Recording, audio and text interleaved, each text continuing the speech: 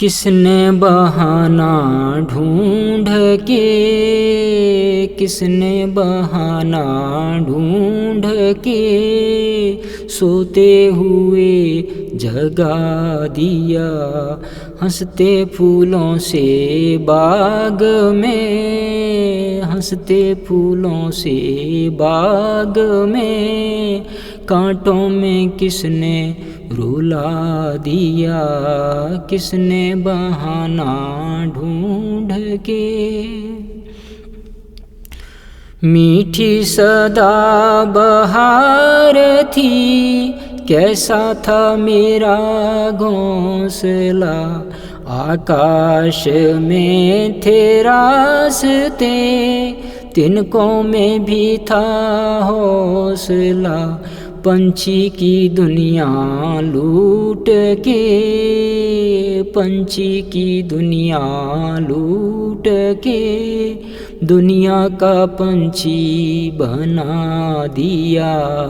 किसने बहाना ढूंढ के, किसने बहाना ढूंढ के सोते हुए जगा दिया। जितने ही ऊंचे स्वप्न थे, उतने ही हिम्मत पस्त थे। सपनों पे रोती जहान थी, अपने तो मौला मस्त थे। गैरों का पानी आँख को दे, गैरों का पानी आँख को दे। जालिम ये तूने क्या किया। किसने बहाना ढूंढ के, किसने बहाना ढूंढ के सोते हुए जगा दिया। पतंगा पूछता शमा से, ऐसे ही क्यों जला दिया। भोले भाले मेरे साथी, झूठा ही दोष लगा दिया। अपनी ही आग से जल रही थी, अपनी ही आग से जल रही थी। अपने को क्यों जला दिया। किसने बहाना ढूंढ के, किसने बहाना ढूंढ के सोते हुए जगा दिया। करते कई दया भी हम पे, कुछ हम पे मुस्करा रहे। हाथों ही यों बर्बाद कर कितने ये नादां बन रहे। हमको भी देखो लुट के खुशी से, हमको भी देखो लुट के खुशी से। उनको लुटेरा बना दिया। किसने बहाना ढूंढ के, किसने बहाना ढूंढ के सोते हुए जगा दिया। हंसते फूलों से बाग में, हंसते फूलों से बाग में कांटों में किसने रुला दिया। किसने बहाना ढूंढ के। जय संघ शक्ति। ओम समानो मंत्र समिति समानी, समानं मनः सचित्तमेषां, समानं मंत्रम् अभिमंत्र एवः, समानेन वो हविषा विधेम। सबके विचार समान हो, चित्त मन से सब एक हो, ज्ञान सबको समान देता हूँ, समान सबका सत्कार हो। वैसे समाज हमारा माता पिता है और एक सपूत के रूप में हमको समाज की कोई आलोचना नहीं करनी चाहिए। पर जब हम समाज को केंद्र में रखकर कुछ प्रवृत्तियां कर रहे हैं तो उन प्रवृत्तियों का हेतु तो है समाज में जो गंदगी है, कमजोरियां है, क्षतियां हैं, उन सबको दूर करने का है। तो समाज की कमजोरियां, क्षतियां का तो अभ्यास करना ही पड़ता है ना। उनको तो देखना ही चाहिए ना कि अभी ये समाज में कमजोरी है, ये गलत है, तो चाहे उसको दोष माना जाए फिर भी वो तो करना ही पड़ता है। हमारा समाज, क्षत्रिय समाज, आदिकाल से इस विश्व में अवर्णनीय त्याग करके अपना स्थान अमर कर गया, अपना नाम, अपना काम अद्वितीय बना गया। पर कुछ पिछली पीढ़ियों से हम अपने कर्तव्य के प्रति जैसे सो गए और व्यक्तिगत जीवन में ही हम जीने लगे। तो ऐसे सुसुप्त समाज को जगाकर कर्तव्याभिमुख बनाने के लिए पूज्य तुलसी जी ने 1946 से प्रारंभित किया एक अनूठा यज्ञ श्री क्षत्रिय योग संघ। आज भी उसकी ज्वाला प्रज्वलित हो रही है और पूरी आशा के साथ आज हम कह सकते हैं कि वो आग न बुझने पाएगी, ये चिंगारी जली नहीं बुझ जाने के लिए। आपको भी ऐसा विश्वास है ना? मगर ये भी याद रखना कि चाहे कितनी आग प्रज्वलित हो, ऊंची हो, उसकी ज्वाला है प्रचंड हो, पर यदि में इसमें कुछ आहुतियां नहीं दी जाएगी तो धीरे धीरे वो सब शांत हो जाएगी और एक समय ऐसा आएगा कि वहां राख ही रहेगी। तो राख से तो कुछ हो ही नहीं सकता। जब तक ये चिंगारी है, अंगारा है, यदि उसमें कुछ डाला जाता है तो पूरी संभावना है कि कुछ न कुछ ये कभी न कभी ये अग्नि प्रज्वलित हो सकती है। तो ये एक अनूठा यज्ञ आज प्रज्वलित है। विश्वास के साथ हम कह सकते हैं कि पूज्य तुलसी जी ने जो 1946 में जो यज्ञ को प्रज्वलित किया, आज जल रहा है, प्रज्वलित है। और इस यज्ञ की जो मूल विभावना है कि हमारी आने वाली पीढ़ी वो सुसंस्कारित बने, और इसलिए पूज्य तुलसी जी ने बहुत सोच समझकर हमको एक शाखा का कार्यक्रम दिया गया। और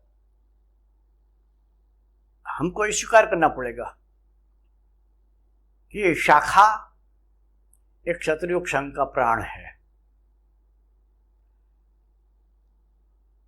हम सब जानते हैं कि शाखा में क्या होता है। संघ शिक्षा से सुसंस्कारित एक कोई युवक बच्चों को, किशोरों को चले खेले ऐसा कहकर मैदान में ले आता है, खेल खिलाता है। धीरे धीरे खेल के पीछे जो हमारा क्षत्रिय संघ का, समाज का जो एक ध्येय है वो स्पष्ट करते किया जाता है। प्रारंभ में तो खेल ही खेल, फिर खेल के पीछे इतिहास की बात आप भी आ जाती है और समाज की भी बात आ जाती है। अनुशासन, ईमानदारी, निराभिमानीपन, ये सद्गुण, दैवी गुण यूं ही विकसते जाते हैं। फिर बच्चे, लड़के शिविरों में आने लगते हैं। शिविरों में आने से उनको और ज़्यादा समझ में आ जाता है और एक दिन ऐसा आता है कि वो संघमय बन जाते हैं। ऐसा स्वयंसेवक जो संघमय बन गया है, वो जब अपने संघ प्रवेश के बारे में चिंतन करता है कि मैं कैसा था और कैसे ये संघ में आज मेरा जीवन चल रहा है, मैं क्या था और क्या हो गया, तो ऐसे चिंतन से जो भाव उभरते हैं उनको पूज्यश्री ने अभी जो आपने गीत सुना ने उसमें व्यक्त किया है। क्षत्रियोक्षण का कार्य समाज को जागरूक करने का है, मगर सीधा नए नए आने वालों को, बच्चों को, स्वयंसेवकों को ये कहा जाए कि जागो, समय को पहचानो, हमारा जो गौरव हनन हुआ है उसको पुनर्प्राप्त करना है, आदि बातों में बच्चे तो कोई समझ नहीं पाते। और जो बड़े लोग होते हैं, जो अपने को बड़े मानते हैं, उम्र में तो बड़े होते ही, वे धंधे में, परिवार में, पैसे में वो लिप्त होते हैं, तो उनको भी इस तरह की इतिहास की, समाज की, संस्कृति की, धर्म की मान्यता की बात कोई जचती नहीं। मगर शाखा व शिविरों के माध्यम से जो एक स्वयंसेवक ने सीखा है, उससे साधक पूज्यश्री से, तंसी जी से एक मीठी शिकायत करता है। वो कहता है कि किसने बहाना ढूंढ के सोते हुए मुझे जगा दिया। संसार में डूबा रहना सोना ही है। इच्छाम जागृति भूतानी सा निशा पश्यति मुने। तो समाज जिसमें जागता है वो तो स्वार्थ की दुनिया है, मतलब की दुनिया है, भौतिक भोगों की दुनिया है। उसमें समझदार लोग सो रहते हैं, मुझे इसके प्रति कोई उनकी रुचि नहीं है। इसी तरह जब क्षत्रिय संघ से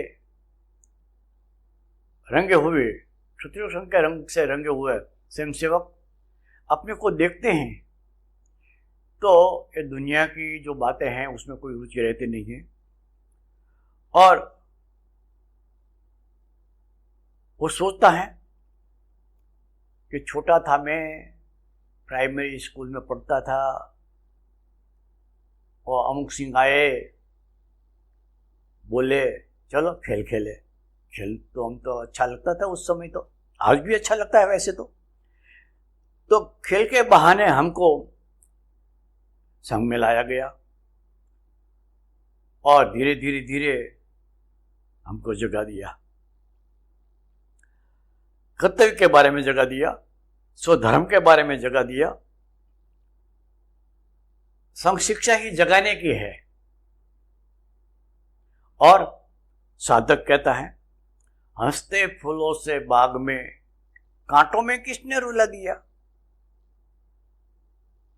प्रश्न है, उसमें उत्तर तो है ही, किसने रुला दिया? आपने रुला दिया, पीछे से तंसी जी ने रुला दिया।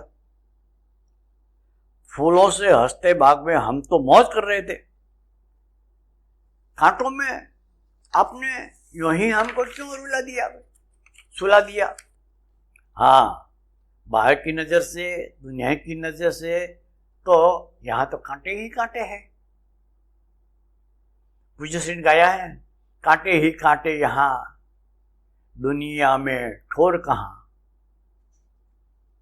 ठोर एक प्रकार का मीठा अन्न होता है, यहां तो कांटे ही कांटे हैं, कोई मिठाई नहीं है, कोई भोग नहीं है। तो साधक कहता है कि मैं तो स्वार्थी जगत के बगीचे में फूलों से खेल रहा था, भोगादि से खेल रहा था। उतने में खिलाने के लिए बहाना बताया था, चलो खेल खेले। और यहां मैं आ गया। ये तो बिल्कुल सत्य है कि कोई ना कोई निमित्त तो बनता है, बाकी कोई ला नहीं सकता, ना मुझे ला सकता है, ना आपको कोई ला सकता है। हम आ गए। तो खेलों के बहाने से एक साधक जो खेल खेलता था, वो अभी अपने स्वधर्म की बात चिंता करता है, अपने कर्तव्य के बारे में चिंतन करता है, समाज के प्रति अपने उत्तरदायित्व के बारे में चिंतन करता है, मानवता के हित के लिए काम करने का सोचता है। तो ये त्याग का, बलिदान का, संघर्ष के कांटों में किसने मुझे रुला दिया, फेंक दिया, इस बात को रावण और श्री राम के उदाहरण से भी समझाया जाता है। रावण भोगादि में लिप्त था, परिणाम बेमौत मारा गया। उधर श्री राम भोगों की पूरी सुविधाएं थी, कोई कमी नहीं थी अयोध्या के महलों में, मगर अयोध्या छोड़ा, महल छोड़ा, भोग छोड़े और वन में कष्ट सहन करने के लिए, कांटों में सोने के लिए निकल गए, तो भगवान बन गए। तो समझ लेना कि सांसारिक भोग मार देता है और भोगादि का त्याग अमर बना देता है। आपको क्या करना चाहे, आप क्या करना चाहते हैं, हमारा भाई क्या सोच है, इसके बारे में आत्मचिंतन करता रहना चाहिए। हमारा सबका आइडिया, बिना चिंतन, आत्मचिंतन कोई परिणाम नहीं आएगा। तो संग संस्कार पाने से पहले के जीवन को याद करके साधक कहता है, आहा कैसा जीवन था, मीठी सदा बहार थी, कैसा था मेरा घोंसला, आकाश में थे रास्ते, तिनको में भी था हौसला। जीवन में मौज ही मौज था, कोई चिंता नहीं, कोई दायित्व नहीं, कोई कार्य नहीं, छोटा परिवार, कितना सुंदर था, छोटे छोटे बच्चे, प्यारी प्यारी पत्नी, थोड़ी संपत्ति, बंगला, कार, क्या नहीं था। और मैं तो हवा में उड़ता था, आकाश में थे रास्ते, मतलब कोई व्यावहारिक ज्ञान था ही नहीं, जमीन पर तो पांव रखता ही नहीं था, मतलब वास्तविकता से का कोई मुझे ज्ञान था ही नहीं, जानता ही नहीं था। मगर पूज्य श्री आपने तो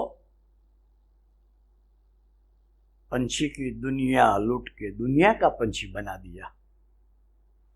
जो मेरा छोटा परिवार था, थोड़ी साधन संपत्ति थे, उस सबको आपने लूट लिया, अर्थात उनकी ओर से मुझे मोड़ लिया और पंछी की दुनिया लूट ली। मेरा जो माना गया था परिवार, उसको तो आपने लूट लिया, उसको से छुड़ा दिया और दुनिया का पंछी बना दिया। समाज और मानवता का लिए, जीने का लिए मुझे विवश कर दिया।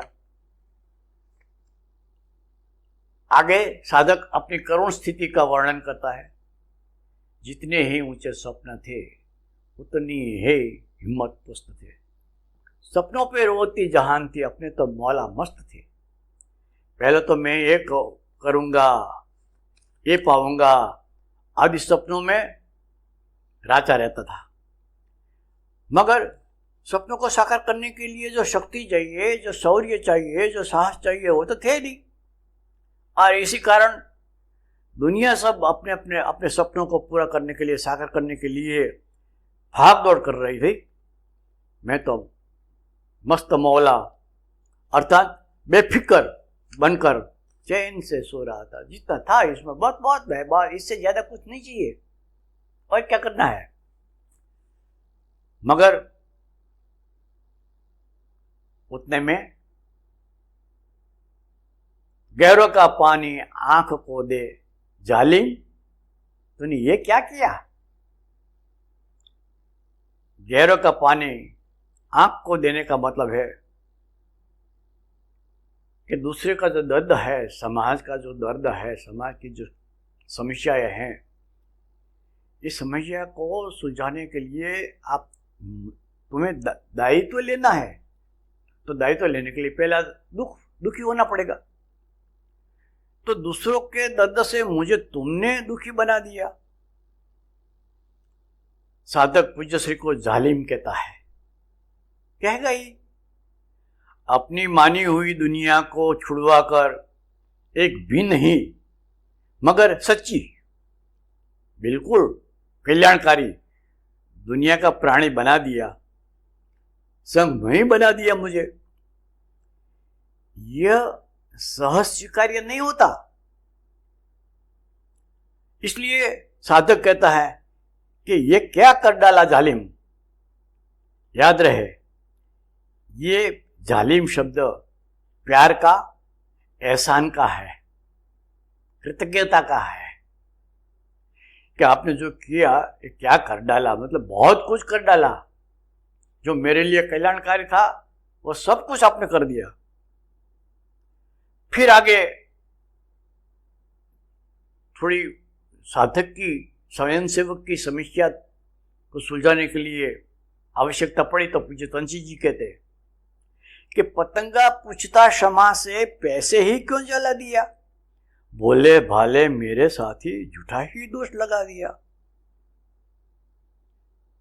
जब साधक पूज्य श्री को जालिम कहता है तो पूज्य तंची जी तो समझ जाते हैं कि उसमें रोष का ये नहीं है, पर अपने जीवन में जो परिवर्तन आया वो उसके लिए एक आश्चर्य की बात है कि मैं कैसे इस तरह का हो गया। तो उदाहरण देकर पूज्य तंची जी समझाते हैं कि एक पतंगा क्षमा से पूछता है। क्षमा मतलब ज्योत, दीपक। दीपक जलता है तो चारों ओर से क्षमा पतंगे आकर उस पर अपने आप को जला देते हैं। तो शिकायत करता है साधक कि पतंगा पूछता क्षमा से ऐसे ही क्यों जला दिया। मैं तो तुम्हारे पास आया तो प्रकाश पाने के लिए, ज्ञान पाने के लिए, कुछ और मार्गदर्शन प्रेरणा के लिए, और तुमने तो मुझे पूरे का पूरे जला दिया। ऐसे क्यों किया। तो इस शिकायत के जवाब में पूज्य तंची जी कहते हैं कि भोले भाले मेरे साथी झूठा ही दोष लगा दिया। क्यों झूठा दोष लगाते हो। तुम भोले भाले है ना, इसलिए ये झूठा दोष है। पतंगा एक स्वयंसेवक, क्षमा पूज्य तंची जी, ये हम तंची जी में ही बन गए। पतंगा क्षमा में जल गया तो जो उसका स्वरूप था वो बिल्कुल बदल गया। तो ऐसा क्यों किया। उत्तर में क्षमा अर्थात पूज्य तंची जी कहते हैं कि भले आदमी, ये झूठा आरोप है। मैं तो मेरी आग से जल रहा था, मेरे अंदर भीतर जो पीड़ा थी, समाज की दुर्दशा से मेरे मन में जो दुख था, दर्द था, उससे मैं जल रहा था। मगर तुमने क्यों अपने को जला दिया। एक ज्योत जलती है अपनी ही आग से, अंदर से जो तेल होता है उसको जलाती है और अपने वो जलती रहती है। मगर पतंगा क्यों आकर जला दिया? स्वयंसेवक लोग, साधक लोग क्यों आकर ये संघ में कूद पड़े? तो पूज्य श्री कहते हैं कि मैं तो अपनी आग से जल रही थी। पूज्य श्री समाज की करुण स्थिति से पीड़ित थे, मगर पतंगा तुम मेरी इस पीड़ा से पीड़ित क्यों हुआ? हकीकत यह है कि संघ में कई लोग आते हैं, वे सब संघ में नहीं बन जाते। जैसे खेत में बरसात तो होती है, मगर यदि कुछ बोया ही नहीं, अंदर बीज पड़ा ही नहीं है, तो कुछ अंकुरित नहीं होगा, कुछ उगेगा नहीं। इसी तरह जो स्वयंसेवक, जो साधक संघ में ही बन गया,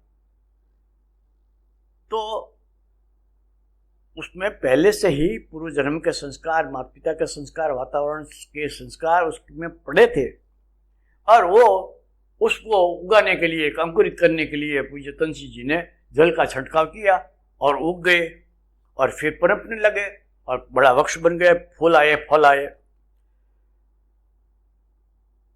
तो जब अपने स्थिति से साधक बहुत खुशी है और वो निर्भयता से कहते हैं कि देखो, करते कोई दया भी हम पे, कुछ हम पे मुस्कुरा रहा है। बोले ये हमारे आज की स्थिति ये साधारण स्थिति नहीं है, और साधारण स्थिति नहीं, असाधारण स्थिति हो तो समाज सरलता से स्वीकार नहीं करेगा, तो लोग हंसेंगे, तो वो समझते हैं और हम वो दया करते हैं, आएगी। क्योंकि बाहरी ऊपरी दृष्टि से तो यहाँ तो कांटों से खेलना है। दूसरे ऐसे भी होते, हम पर मुस्कुरा देते कि देखो, बात कर रहे हैं समाज की परिवर्तन की, समाज को बदलना चाहते हैं, और खेलते हैं हम हर बम कबड्डी कबड्डी, इंगेवा। अरे इस तरह ऐसे कोई समाज में बदलाव आता है? नादान है ये लोग। मगर ऐसा साधक, ऐसे सोचने वाला, कहने वाला को याद रखना चाहिए कि श्री राम, श्री कृष्ण, हमारे पूज्य तुलसी जी, महाराणा प्रताप जैसे, ये उन्होंने क्या किया था याद करो ना। लोगों ने स्वीकार नहीं किया था, मगर उन्होंने सबने कर्तव्य का पालन किया तो आज अमर बन गए। तो हमको भी देखो,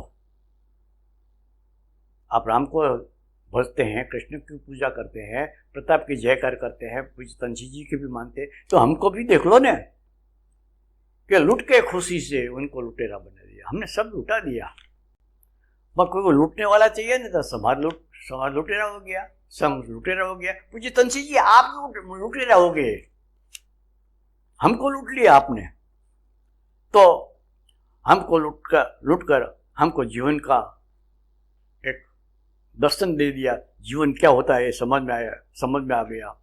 और अब तो हम मजे से गाते हैं कि हम तो मगन भय संग गुण गाएंगे, और कुछ चाहिए ही नहीं है।